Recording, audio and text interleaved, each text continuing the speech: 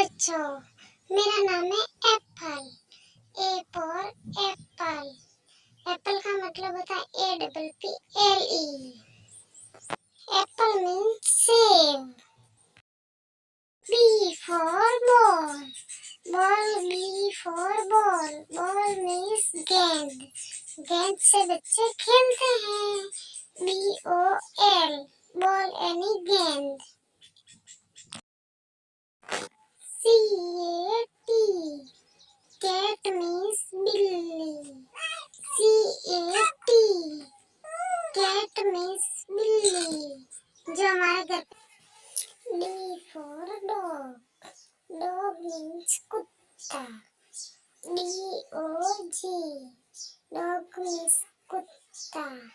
इसको बोलते हैं D for dog। डॉगी जो कुत्ते होते हैं ना उसे डॉग बोलते हैं। E for elephant। एलिफेंट का मतलब होता है हाथी। तो ELEPHANT। एलिफेंट मीन्स हाथी।